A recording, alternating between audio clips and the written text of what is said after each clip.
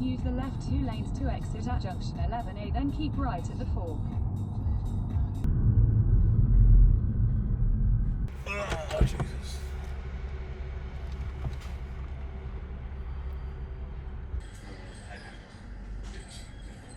Very sleazy.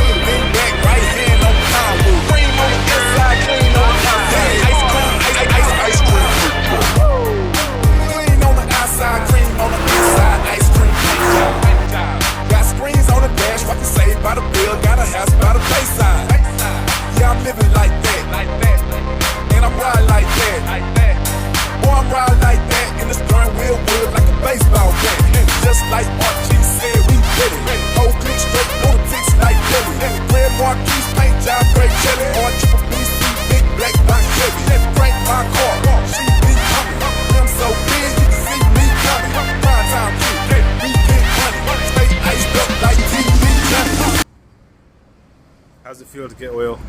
Fucking fantastic.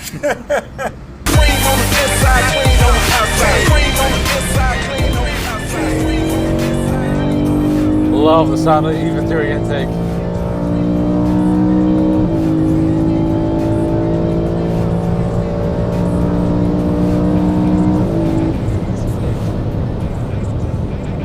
And then the downshifts.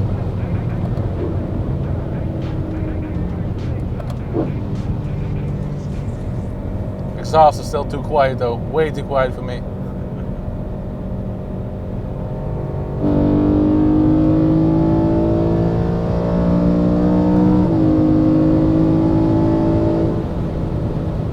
Something about the S65, the character.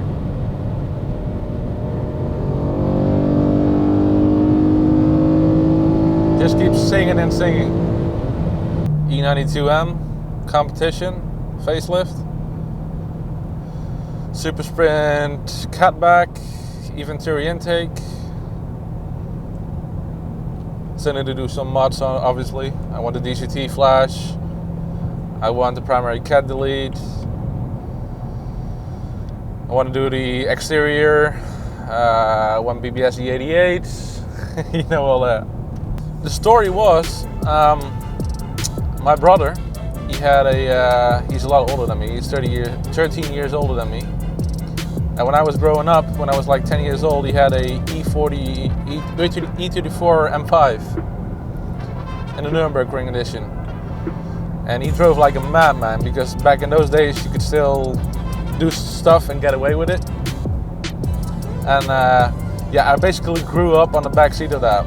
So that's really where the BM love started. My first BMW was an E36 320i. My father wouldn't allow me to have more than 150 brake horsepower. I got a big project, but it's really close to my heart. E34 B10 4.0 Alpina. You'll check it out later. Currently doing an engine swap. The engine is okay, but the gearbox is completely gone. And I have another E34 540i 6-speed with a supercharger. And I'm swapping everything over into the Alpina shell because it's a joint project for me and my dad, and I really want my dad's in his 70s now, so I want him to be able to drive it at least for a while. He's got nothing really with cars, but when I got really into cars, he was driving like recovery trucks, and he used to help me out a lot with picking them up and stuff like that. So he enjoys the hunt with me, but he's not a major car guy. He just likes going out with me and going on the hunt and seeing stuff. And he talks about his Alpina to my friends.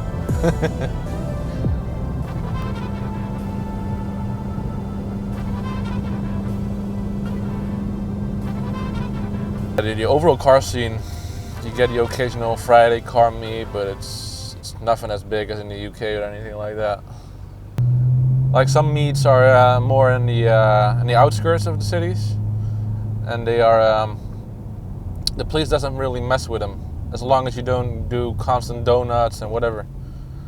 But the ones in the city, you know, you have like 100% tuning in Ahoy, Rotterdam, which is a big event, but police is constantly there, so you can't really do anything. You have the guys with the classics, you have the guys with the big horsepower cars, you just have the elderly people that just want a day off, you know, want to visit a nice event on a Sunday. But what's going on right now in Holland is the younger kids are really getting into the car spotting and stuff like that. So at the big events and at the crossovers on the highways, you can see like 20 to 50 kids with cameras and stuff like that. I'm a real enthusiast of the Noordslijve, and with this it's more comfort, you know. I can take it to the Noordslijve, trash it for a weekend and drive it back in comfort. But driving an E34, even especially with a supercharger, it's more brutal, you know. It's a hooligan. But each car has its own upsides and downsides. But at the moment I'm really keen on this. My love for the Noordslijve started when I took my red E36 Evo over. I did a lap and my brakes were terrible, so after like 4 or 5 bends it started shaking terribly. And then I had a passenger lap in a fully built spec car, and I was sold. I had another E36M at the time that I wanted to convert, but I ended up selling it to get this. But that's the thing in it, it's like you buy a car for a specific reason, and when you buy a car like this, you drive it, and as you can tell on the exterior, especially with this car, I abuse it, and I love doing it. Something so satisfying about, you know, like taking it to the ring, trashing it for a couple days, and it takes you home without skipping a beat.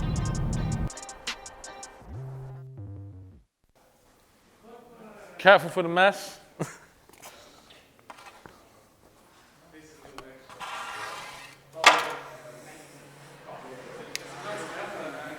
Huh? They used to do like the old lorries and stuff like that in here.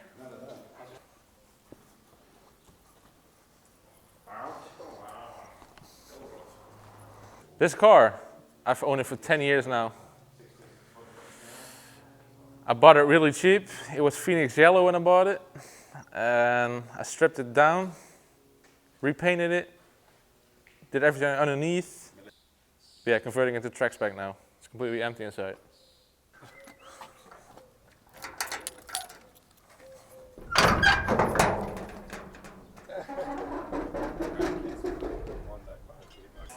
That's the E34 Alpina that I was talking about earlier. Like I said, I took the engine out. As I was telling you earlier, the 18s, very rare. That's the donor, yeah. All the technical bits of this are going over into the Alpina. This has KW coilovers, it has a supercharger, it has a 6-speed, it has Brembo BBKs. So just swap everything over, so everything on the Alpina will be done in one go. I hope by the end of the summer. Everything you're going to do yourself? No. With help with some friends, because obviously these engines weigh a lot, and you have to wiggle it a lot because of these steering box as well. It's really hard to get out. At least I struggle with it. You're going to take the best part of your own tires? With the tools that I have. So I'm going to take this complete shell and then take it over to a friend that has a lift, and then we swap it over in one weekend. It's a funny story with this car. The guy that owned it was from Belgium, and obviously in Belgium the rules are really strict when it comes to modifying. Superchargers is a no-go, coilovers is a no-go, anything modification-wise in Belgium is a no-go. So what happened was, he modified the car, he shipped it off to Poland, he registered it in Poland, and he rented it off a Polish guy. So he could still drive it in Belgium. Funny, isn't it? It's clever. Yeah. Because if Belgian police stop him then, and he just say, oh, okay, well, here, I'm renting it off Poland.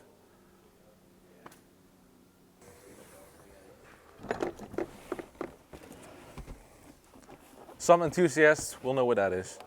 Oh, I bought that, didn't I? Yeah, you brought it over. Original fridge. Okay. That's rare.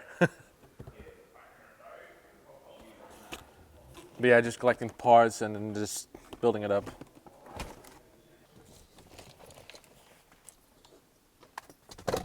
But it even has, I want to retrofit this. You know where this is from, right? E38. Okay. Armrest, rear set.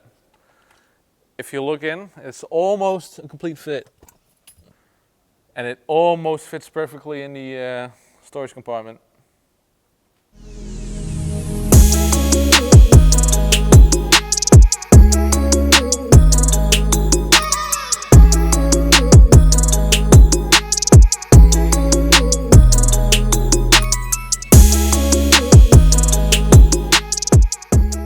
I was looking into a 996 turbo prior to buying this.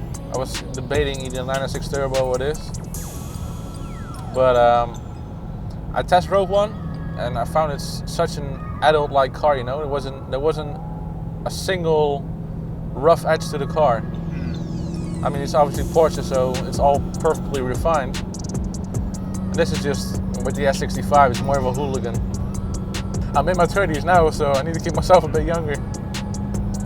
I can appreciate all kind of cars, but to be honest with you, I'm afraid to step out BMW. Afraid I might jinx myself. Because I like Benzes as well, the older ones. Like the old S500, 50 Cent has, or had. And the Cosworths, obviously.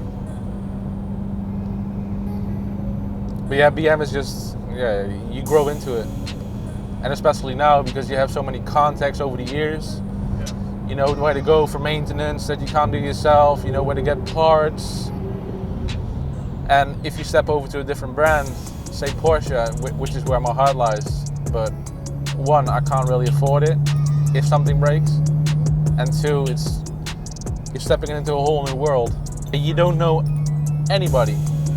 So if you have to do maintenance then that you can't do yourself, you go bankrupt for a normal person. If I had the money, I mean, I probably could buy a GT3, but after that, I mean, the running costs on this are pretty high if you maintain it well, but on a Porsche it's times 3, especially a GT3. So yeah, stick to the BMs.